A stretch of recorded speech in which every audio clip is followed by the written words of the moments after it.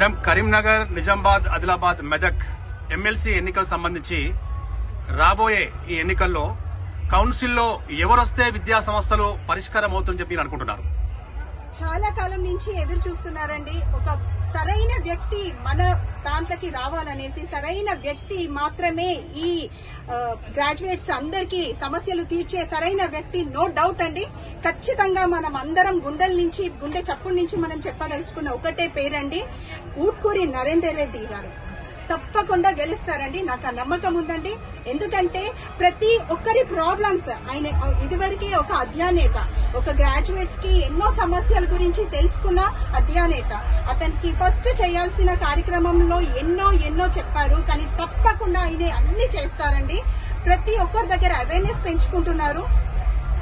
మన VNR sir, మన ఊట్కూరి నరేందర్ రెడ్డి గారు ప్రతి ఒక్క ట్రైబల్ పీపుల్ దగ్గర కూడా వెళ్లి మరీ ప్రత్యేకించి వాళ్ళ దగ్గరికి వెళ్లి సమస్యలన్నీ తెలుసుకొని ఇప్పటి వరకు కూడా ఏ ఒక్క వ్యక్తి కూడా వాళ్ళ సమస్యలు, ఒక కోచింగ్ సెంటర్ కానీ ఇంకొకటి డిగ్రీ వాళ్ళకి వచ్చిన స్కాలర్షిప్స్ కానీ ఎక్కడ పోతున్నాయండి? అవన్నీ ఫీ రియంబర్స్ ఇన్ని సంవత్సరాల నుంచి ఎవరికి వస్తలేదండి. ఒకప్పుడు కాంగ్రెస్ ఉన్న పార్టీలో తప్పకుండా ప్రతి ఒక్కరి ఇంటి పక్కింటి వెళ్లి అడిగినా సరే మాకు మనీ రిటర్న్ వచ్చాయండి, మా సమస్యలు చాలా వరకు క్లియర్ అయ్యాయండి. చాలా పేద కుటుంబంలో ఉన్న సమస్యలండి మెయిన్ అండి. గ్రాడ్యుయేట్స్ చేయించలేకపోతున్నారు, పోస్ట్ గ్రాడ్యుయేట్స్ కూడా చేయించలేకపోతున్నారు చాలా దూరంలో ఉండి.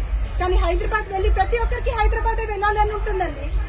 కానీ అది అందరికీ సాధ్యం అవుతుందండి? కాదండి. కానీ మా ఊట్కూరి నరేందర్ రెడ్డి సార్ వల్ల సాధ్యం తప్పకుండా అవుతుందండి.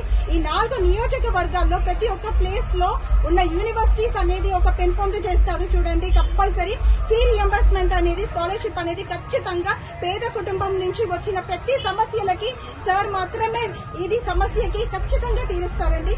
నో డౌట్ అండి. మేడం, కాంగ్రెస్ పార్టీ తరఫున వి నరేందర్ రెడ్డి గారు, తగ్గా4 కాంపిటీషన్ గా బీజేపీ నుంచి అంజిరెడ్డి గారు ఉన్నారు. అదేవిధంగా ఇండిపెండెంట్ అభ్యర్థులు కూడా ప్రసన్న హరికృష్ణ గారు కూడా తగ్గా4 ఇస్తున్నారు. సో ఈ నేపథ్యంలో గెలుపోవటం అనేది ఎలా ఉండబోతుంది?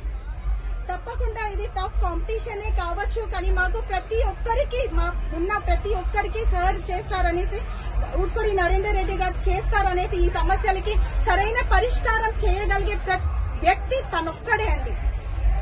సార్ ప్రతి ఒక్కరూ గుర్తు పెట్టుకోండి, ఈ రోజు మనం ఓట్ వేసేది ప్రతి ఒక్కటి మన కోసం కాదండి, మన ఫ్యూచర్, మన పిల్లల, మన తరాల కోసం మనం కంపల్సరీ ఆలోచించాల్సిందండి. ప్రతి ఒక్కరూ గ్రాడ్యుయేట్స్ చేపియాదలుచుకుంటున్నారు, కానీ ఎక్కడ ప్రాబ్లం వస్తుందో ప్రతి ఒక్కరు సమస్యలు అనేది ఇది తీర్చే ఒక శక్తి ఉన్న వ్యక్తి ఒక్కడే అండి, ఊట్కూరి నరేందర్ రెడ్డి సార్. మన ఫ్యూచర్ కోసం ఆలోచించి మనం ఓటేద్దామండి. ఇప్పుడు వచ్చి కొత్త వాళ్ళ గురించి కాదండి. ఈ సార్ కి ప్రతి ఒక్కరి నుంచి ఈ ఊట్కూరి నరేందర్ రెడ్డి గారికి ప్రతి ఒక్కరికి ఆ సమస్యల గురించి తెలుస్తుందండి. ప్రతి ఒక్కరు అవగాహన పెంచుకున్నారండి. బడుగు వర్గాలు గాని, ట్రైబల్ పీపుల్ గాని, TET coaching centre, TET coaching కోసం ఎంత కష్టపడి ఎంత దూరం నుంచి చిన్న పిల్లల్ని, పెళ్లైన వాళ్ళు కానీ, బాలింతలు కానీ ఎంతో దూరం నుంచి వాళ్ళ సమస్య ఫేస్ చేస్తున్నారండి. ఒక కోచింగ్ సెంటర్ కి వెళ్లి ప్రతిరోజు చదవడానికి బుక్స్ అనేది ఫ్రీగా సార్ ప్రొవైడ్ చేశారండి. ఎందుకంటే చాలా మంచి వ్యక్తి అండి. మనం నమ్మేసి ప్రతి ఒక్కరు మన పిల్లల భవిష్యత్తు కోసం వేయండి. మనం ఇప్పుడు వేసింది మన కోసం కాదండి, ఇది ఒక్కటి గుర్తుపెట్టుకోండి. మన పిల్లల తరతరాలకి ఖచ్చితంగా ఒక రిమార్క్ గా గుర్తుండిపోతాడు. ఒక పిల్లలకి ఒక చాలా పెద్ద గిఫ్ట్ ఇచ్చిన వాళ్ళం అవుతామండి. ఫీ రియంబర్స్మెంట్ ముఖ్యంగా గ్రాడ్యుయేషన్ చేసే పిల్లలకి మాత్రం, యూనివర్సిటీలో చదివే పిల్లలకి మాత్రం తప్పకుండా వాళ్ళకి సార్ అనేది న్యాయం చేస్తాడండి. ఊట్కూరి నరేందర్ రెడ్డి సార్ కంపల్సరీ న్యాయం చేస్తారు.